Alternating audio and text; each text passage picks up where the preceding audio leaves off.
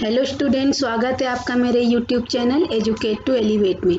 बच्चों, पिछली क्लासेस में हमने प्रोनाउन के बारे में पढ़ा था। What is pronoun, need of pronoun and there types में हमने personal pronoun and compound personal pronoun पढ़ लिया था। आज हम उनके बाकी जो प्रकार हैं उनके बारे में विस्तार से चर्चा करेंगे। तो चलिए हम स्टार्ट करते हैं। बच्चों, टाइप्स ऑफ प्रोनाउन में हम 8 प्रकार के प्रोनाउन जानते हैं। Personal pronoun, compound personal pronoun, demonstrative pronouns, indefinite pronouns, distributive pronouns, reciprocal pronouns, interrogative pronouns and relative pronouns. पिछली क्लास में हमने personal pronoun and compound personal pronouns के बारे में पढ़ लिया है। थोड़ा सा उनका रिकॉल कर लेते हैं। पर्सनल प्रोनाउन होते हैं बच्चों व्यक्तिवाचक पुरुषवाचक सर्वनाम को बोलते हैं। इसमें 3 प्रकार के होते हैं, the speaker, the listener and the person or people are talking about, है ना। वक्ता, श्रोता और थर्ड पर्सन या ऑब्जेक्ट या बॉडी या वस्तु कुछ भी जिनके विषय में वह दोनों आपस में बात करते हैं। तो फर्स्ट पर्सन में आई और वी होता है, सेकेंड पर्सन में यू और थर्ड पर्सन में ही, सी, इट, दे, ये सब, और उनके सिंगुलर नंबर, प्लूरल नंबर। और हमने इनमें आपको केस भी पढ़ाया था, नॉमिनेटिव केस, ऑब्जेक्टिव केस और पजेसिव में एडजेक्टिव भी, पजेसिव प्रोनाउन भी। दूसरा था हमारा कंपाउंड पर्सनल प्रोनाउन, जिसमें हमने पढ़ा था reflexive and emphatic pronoun. Reflexive मतलब निजवाचक सर्वनाम और इम्फेटिक मतलब दृढ़ता वाचक सर्वनाम। जैसे निजवाचक सर्वनाम का example, you can help your self. यहाँ पे योर सेल्फ वर्ड बहुत ज़रूरत है। अगर हम इसको हटाएंगे तो हमको लिखना पड़ेगा you can help others, you can help needy, जबकि यहाँ पे वह स्वयं अपनी मदद कर रहा है, तो यहाँ पे इसकी ज़रूरत है। अगर हम इससे सेंटेंस से योर सेल्फ को हटा देंगे तो हमारा जो सेंस है सेंटेंस का पूरा चेंज हो जाएगा। तो यहाँ पे योर सेल्फ है जो बच्चों रिफ्लेक्सिव प्रोनाउन है। इस प्रोनाउन को पहचानना बहुत आसान होता है। जिस भी सेंटेंस में नाउन वर्ड्स, प्रोनाउन वर्ड्स के साथ सेल्फ लगा रहता है या सेल्फ्स, तो हम जान जाते हैं यह कंपाउंड पर्सनल प्रोनाउन है या रिफ्लेक्सिव इम्फेटिक, हम इनको पहचान सकते हैं। You can do it your self, यहाँ पे जो योर सेल्फ है बच्चों, यू कैन डू इट, तुम यह काम स्वयं कर सकते हो, तुम यह कर सकते हो या तुम यह काम स्वयं कर सकते हो। यहाँ पर जो योर सेल्फ है बच्चों, यह सिर्फ सेंटेंस को दृढ़ता प्रदान करने के लिए यूज हुआ। आप योर सेल्फ हटा देंगे तो भी सेंटेंस के सेंस में कुछ भी प्रभाव नहीं पड़ेगा, तो ये इम्फेटिक प्रोनाउन कहलाता है। चलिए अब हम अगले प्रोनाउन की ओर बढ़ते हैं, जो है डिमॉन्स्ट्रेटिव प्रोनाउन। डिमॉन्स्ट्रेटिव प्रोनाउन को बच्चों डेफिनेट प्रोनाउंस भी बोलते हैं, क्योंकि यह किसी निश्चित व्यक्ति या वस्तु की ओर संकेत करते हैं। The pronoun that is used to point out the object to which it refers is called a demonstrative pronoun। जो सर्वनाम शब्द किसी निकट अथवा दूर की वस्तु या व्यक्ति का निश्चित बोध कराते हैं या किसी निश्चित व्यक्ति या वस्तु की ओर संकेत करते हैं, उन्हें हम निश्चयवाचक या संकेतवाचक सर्वनाम कहते हैं। जैसे इनके हम एग्जाम्पल बताते हैं बच्चों, दिस, दैट, दीज और दोज, सिंगुलर और प्लूरल। तो सिंगुलर में दिस और दैट आता है, प्लूरल में दीज और दोज। तो दिस है जो नियरर मतलब कोई नियर में पास में वस्तु उसके लिए यूज होता है, और दैट जो वस्तु या ऑब्जेक्ट दूर में होता है, कोई बॉडी दूर में, उसके लिए दैट, और प्लूरल फॉर्म में उसका दोज हो जाता है। Do you like this dress, है ना, क्या यह ड्रेस, किसी बहुत सारे ड्रेस में हम किसी निश्चित ड्रेस की ओर संकेत करें, दिस ड्रेस, दिस बुक, है ना, दिस काउ, दिस एनिमल। तो यहाँ पे दिस है जो ये किसी निश्चित ऑब्जेक्ट की ओर संकेत करता है, इसलिए डिमॉन्स्ट्रेटिव या डेफिनेट प्रोनाउंस कहलाता है बच्चों। इसको हम चित्रों के माध्यम से बताते हैं। देखिए, दिस मतलब यहाँ पे फ्रूट की ओर इशारा कर, एकदम नियर है, इसके नियर है तो दिस, और जब दूर हो जाता है तो दैट। और बहुत सारे होते हैं प्लूरल फॉर्म में, तो दोज और दीज। जैसे दिस इज एन एप्पल, है ना, एकदम पास में है, तो यहाँ पे दिस हमारा डिमॉन्स्ट्रेटिव और डेफिनेट प्रोनाउन है। दैट इज एन एप्पल, ये एप्पल इससे बहुत दूर में है, तो हम इसको क्या बोलेंगे बच्चों, हम दूर की वस्तु के लिए दैट का इस्तेमाल करेंगे। ये सिंगुलर में है। जब हम प्लूरल फॉर्म की बात करेंगे तो दीज एप्पल्स हो जाएगा, बहुत सारे एप्पल, तो दीज आर एप्पल्स पास में है, तो इसीलिए यहाँ पे दिस का प्लूरल दीज, और दूर में होगा तो दैट का प्लूरल फॉर्म होता है दोज। तो ये सारे क्या है बच्चों, डिमॉन्स्ट्रेटिव साथ साथ डेफिनेट प्रोनाउन है। कुछ और एग्जाम्पल्स देखते हैं। दिस इज सैंडविच, है ना, एकदम पास में है इस बच्चे के सैंडविच, तो दिस आएगा। और यहाँ पे बहुत सारे सैंडविच, एक से ज़्यादा हैं तो दीज आर सैंडविचेस। और ये बनाना दूर में है तो दैट इज़ बनाना, और एक से ज़्यादा है तो दोज आर बनानास, दूर है तो this that these those. I like this flower, या ऑब्जेक्ट क्लोज है इस बॉडी के, तो यहाँ पे क्या होगा, दिस फ्लावर। और जब तू दूर होता है और सिंगुलर नंबर में है तो दैट होगा, दैट फ्लावर। यहाँ पे एक से ज़्यादा है प्लूरल फॉर्म में तो आई लाइक दीज फ्लावर्स, और यहाँ पे एक से ज़्यादा है और दूर है तो आई लाइक दोज फ्लावर्स। कुछ और एग्जाम्पल्स हम देखते हैं बच्चों। दिस दैट दीज दोज, ये सब क्या होते हैं, डिमॉन्स्ट्रेटिव प्रोनाउन होते हैं। इनके सिंगुलर प्लूरल हम आपको बता चुके हैं। दिस बुक एकदम क्लोज में है, हियर है, और दीज बुक्स एक से ज़्यादा है प्लूरल फॉर्म में है। दैट बुक नॉट क्लोज मतलब दूर में है, दोज बुक से भी नॉट क्लोज मतलब दूर में है, और एक से ज़्यादा इसीलिए इनका मतलब प्लूरल फॉर्म दोज का इस्तेमाल होगा। अब हम इनको कुछ और सेंटेंस के थ्रू समझने का प्रयास करते हैं। दिस इज़ अ पेन, अगर सेंटेंस में हमारे पास इस तरीके का सेंटेंस आता है और हमको यहाँ पे पहचानना पड़ता प्रोनाउन कौन सा वर्ड प्रोनाउन और किस प्रकार का, तो दिस इज अ पेन मतलब बहुत सारे पेन में बच्चा किसी निश्चित पेन की ओर संकेत करके बोल रहा है, तो this is a pen, pen की ओर संकेत कर रहा है, तो दिस यहाँ पे हमारा डिमॉन्स्ट्रेटिव या डेफिनेट प्रोनाउन होगा। पास में है pen. That is a book, वह किताब, वह एक किताब है किसी दूर में, किताबों के ढेर में कि बहुत सारी वस्तुओं के ढेर में अगर वो किताब की ओर संकेत कर रहा है, इशारा कर रहा है, तो that is a book. These are boys, बहुत सारे लड़कों की ओर इशारा कर रहा है कि ये लड़के हैं। दोज आर गर्ल्स, वे लड़कियां हैं। तो यहाँ पे दिस दैट दीज दोज ये सब क्या है बच्चों, डिमॉन्स्ट्रेटिव प्रोनाउन है। डिमॉन्स्ट्रेटिव प्रोनाउन के बाद आता है बच्चों डिमॉन्स्ट्रेटिव एडजेक्टिव। हमने आपको बताया एडजेक्टिव क्या होते हैं, जो किसी संज्ञा शब्द की विशेषता बताते हैं ना, विशेषता को बताने वाले शब्द एडजेक्टिव कहलाते हैं। तो कुछ प्रोनाउन ऐसे होते हैं बच्चों जिनको हमेशा नाउन फॉलो करती है, तो दिस दैट दीज दोज वैसे तो ये डिमॉन्स्ट्रेटिव प्रोनाउन होते हैं, लेकिन जब कोई नाउन उनको फॉलो करता है तो ये डिमॉन्स्ट्रेटिव एडजेक्टिव बन जाते हैं। तो इस तरह के शब्द नाउन के पूर्व में उपयोग किए जाते हैं, वे संकेतवाचक विशेषण कहलाते हैं। किंतु इनका उपयोग नाउन के स्थान पर किया जाए और नाउन के सामने ना रखा जाए तो वही वर्ड, वही शब्द क्या बन जाते हैं, संकेतवाचक सर्वनाम। तो ये बहुत छोटा सा डिफरेंस है। जैसे I don't like this book, यहाँ पे दिस वर्ड है, हम इसको प्रोनाउन नहीं बोलेंगे, हम इसको एडजेक्टिव बोलेंगे, क्योंकि इसके बाद एक नाउन है बुक, बुक क्या है, नाउन है, और दिस वर्ड को नाउन फॉलो कर रहा है, बुक वर्ड इसको फॉलो कर रहा है, तो दिस बुक मतलब किसी निश्चित बुक की ओर संकेत किया जा रहा है, तो ये डिमॉन्स्ट्रेटिव होगा। लेकिन यहाँ पे चूंकि इसके बाद नाउन वर्ड है तो यहाँ पे डिमॉन्स्ट्रेटिव एडजेक्टिव हो जाएगा, या डिमॉन्स्ट्रेटिव प्रोनाउन नहीं होगा। अगला एग्जाम्पल देखते हैं। This is a very nice book, यह बहुत अच्छी किताब है। तो यहाँ पे दिस के बाद बच्चों एक भी कोई भी नाउन वर्ड नहीं है, इज ऑक्सिलरी वर्ब है, तो यहाँ पे दिस हमारा क्या हो जाएगा, डिमॉन्स्ट्रेटिव प्रोनाउन होगा।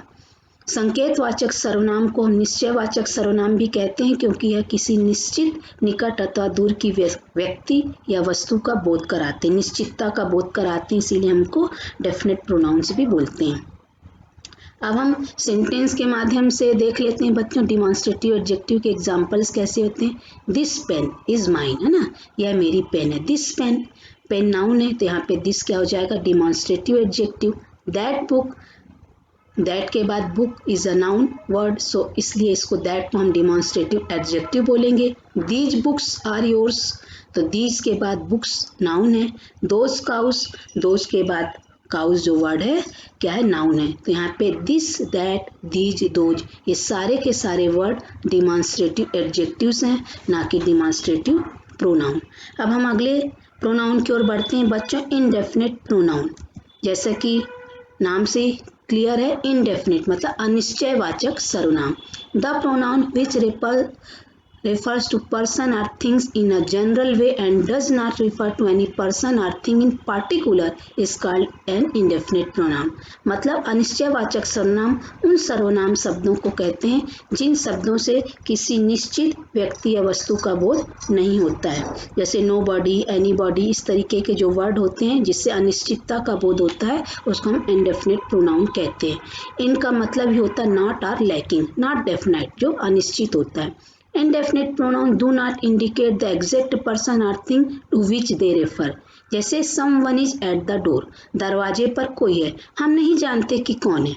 We don't know who it is not definite who is there, दरवाजे पर कौन है क्लियर नहीं होता, तो हम ऐसे वर्ड को क्या बोलते हैं, इंडेफिनिट प्रोनाउन। और प्रोनाउन हम जानते हैं नाउन की जगह पे इस्तेमाल होते हैं, तो यहाँ पे समवन जो वर्ड है बच्चों इंडेफिनिट प्रोनाउन है। कुछ और एग्जाम्पल्स देखते हैं, समबॉडी, नोबॉडी, एनीबॉडी, नथिंग, सम, है ना, ये सारे वर्ड्स क्या होते हैं बच्चों, इंडेफिनिट प्रोनाउन होते हैं। जैसे somebody has stolen my book, किसी ने मेरे बुक चुरा ली, है ना, तो समबॉडी कि मुझे नहीं पता किसने चुराई है, तो यहाँ समबॉडी क्या होगा, indefinite pronoun. Nobody has stolen your book, तो आपका दोस्त बोलता नहीं किसी ने तुम्हारी बुक, किसी ने भी नहीं चुराई, तो यहाँ पे नोबॉडी इंडेफिनिट प्रोनाउन हो गया। एनीबॉडी कैन डू इट, कोई भी यह कर सकता है। जैसे मैं हमारी ऑनलाइन क्लासेस में बच्चों से एग्जाम्पल पूछूं, कुछ उदाहरण पूछूं, तो कोई भी अगर एग्जाम्पल सही है, एक्सरसाइज बहुत सही, तो कोई भी उसका जवाब दे सकता है। कोई मैं वर्कशीट कंप्लीट करने को दूं, कोई भी उसको कर सकता है, तो मैं नहीं जानती कौन कर सकता है, लेकिन एनीबॉडी कोई भी कर सकता है, तो एनीबॉडी यहाँ पे इंडेफिनिट प्रोनाउन होगा। नथिंग इज इम्पॉसिबल, हम बोलते हैं ना कुछ भी असंभव नहीं है, तो यहाँ पे नथिंग वर्ड है जो क्या इंडेफिनिट प्रोनाउन है। सम आर गुड, है ना, कुछ अच्छे हैं।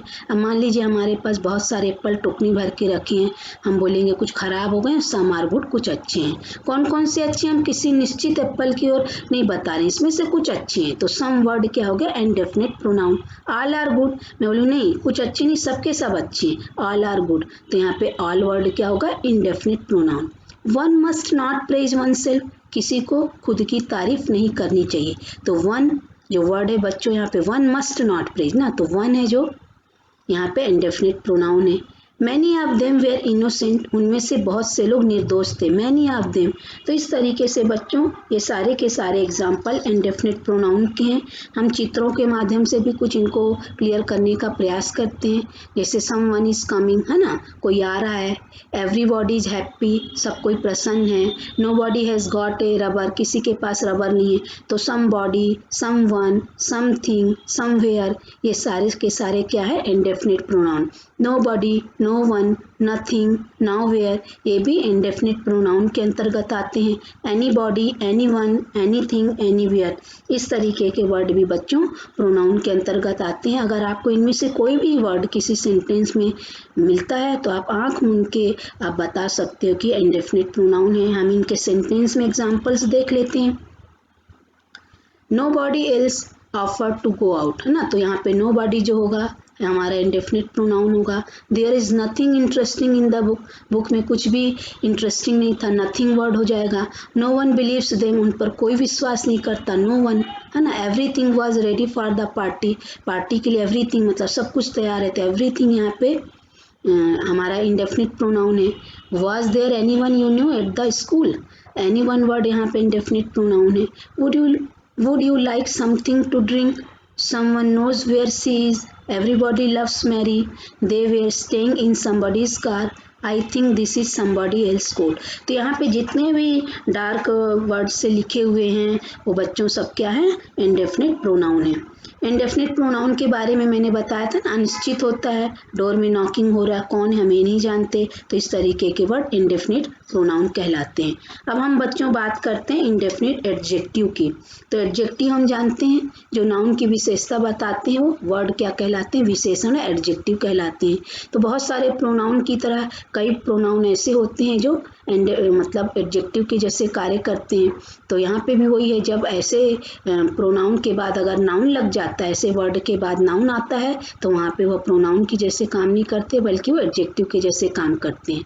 तो जो इंडेफिनिट प्रोनाउन है वह भी नाउन के द्वारा फॉलो किए जाते हैं, तो इंडेफिनिट एडजेक्टिव बन जाते हैं। जैसे example, the chief has heard many people make the same promise, तो the chief has heard many people, तो मैनी वर्ड है बच्चों यहाँ पे, इसके बाद पीपुल नाउन आ गया, तो यहाँ पे जो मैनी वर्ड है यह मॉडिफाई कर रहा है पीपुल वर्ड को, तो यहाँ पे क्या हो गया, इंडेफिनिट एडजेक्टिव हो गया। According to a council spokesman there are no wildebeests left in direct, तो इस तरीके का जो सेंटेंस होता है बच्चों, यहाँ पे भी हम जानते हैं कि यहाँ पे जो वर्ड होते हैं ये इंडेफिनिट एडजेक्टिव की तरह कार्य करते हैं। तो जो इंडेफिनिट एडजेक्टिव होता है, एग्जाम्पल में नो, जो ये नो है, और अगले एग्जाम्पल में जो फ्यू वर्ड है ना, ये फ्यू मंथ्स, तो ये सब क्या है बच्चों, मैनी, सेवरल, यहाँ पे सेवरल एडल्ट्स, सेवरल के बाद एडल्ट्स नाउन आ गया, फ्यू के बाद मंथ है जो नाउन आ गया, है ना, नो के बाद वेलबीज हो गया। तो ये सारे जो वर्ड हैं बच्चों ये इनडेफिनिट एडजेक्टिव की जैसे कार्य करते हैं।